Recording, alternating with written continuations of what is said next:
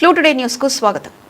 తొలి ఏకాదశి సందర్భంగా పోచారం మున్సిపాలిటీ శ్రీగిరి శ్రీ వెంకటేశ్వర స్వామి ఆలయంలో చైర్మన్ మెట్టు లీలా బల్రెడ్డి దంపతుల ఆధ్వర్యంలో శ్రీ వెంకటేశ్వర స్వామి వ్రత మహోత్సవం అత్యంత వైభవంగా భక్తి శ్రద్ధలతో నిర్వహించారు.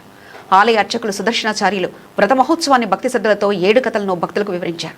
ఈ కార్యక్రమంలో ఆలయ కార్యవర్గ సభ్యులు హారతి సాయి కుమార్, అరుణకుమారి, జోగేశ్వరరావు, కేవి నరసింహారావు, ఏఎస్ఎన్ రెడ్డి, సువర్ణ లక్ష్మి, లక్ష్మారెడ్డి, శారద మహిళలు, టౌన్షిప్ కాలనీ వాసులు పెద్ద ఎత్తున పాల్గొన్నారు. ఆలయ ప్రాంగణమంతా గోవింద నామస్మరణతో భక్తులు కిటకిటలాడుతూ స్వామివారిని దర్శించుకున్నారు.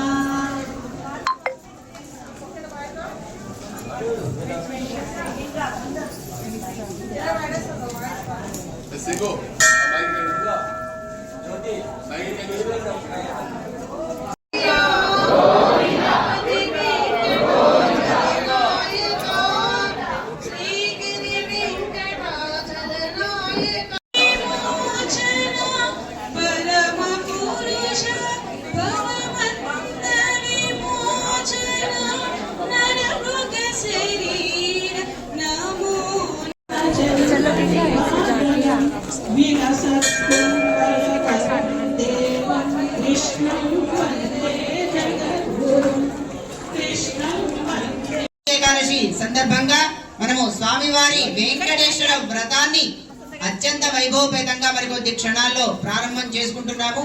కాబట్టి భక్తాదులందరూ కూడా ఈ క్షణము ఇక్కడ ఉండడం మన పూర్వజన్మ సుకృతము. అలానే సంవత్సరంలో 2 ఏకాదశులు చాలా పవిత్రమైనవి. ఒకటి తొలి ఏకాదశి ఈ రోజు, రెండవది వైకుంఠ ఏకాదశి. ఈ 2 కూడా మన సంవత్సరంలో ప్రతి నెల కూడా 2 ఏకాదశులు వస్తాయి. 24 ఏకాదశులు ఉంటాయి. ఆ ఏకాదశుల్లో మనం చేసే ప్రధాన వ్రత ఫలాన్ని మొత్తము కూడా ఈ 2 ఏకాదశుల్లో కనుక మనం ఉపవాసం చేసినా లేదా స్వామివారి సన్నిధానంలోకి వచ్చేసి మనము తృణమో పణమో ఈ పూజా కార్యక్రమంలో ఏ పూజా కార్యక్రమంలో గాని స్వామివారి దేవాలయంలో మనం సమర్పించినట్లయితే 1,000,000 జన్మల ఫలితం దక్కుతుంది. అలానే కాకుండా ఈ మిగతా 24 ఏకాదశుల వ్రత ఫలితం కూడా మనకు దక్కుతుంది.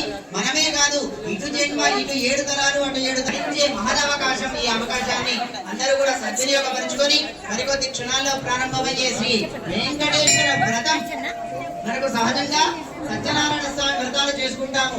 అలా సత్యనారాయణ స్వామి గారి కథలలో 5 కథలు ఉంటాయి. కానీ మన వెంకటేశ్వర స్వామి వారికి 7 కథలు, 7 సంఖ్య ఇష్టం కాబట్టి 7 కథలతో స్వామి వారిని మనం సేవించడము చాలా మహద్భాగ్యము.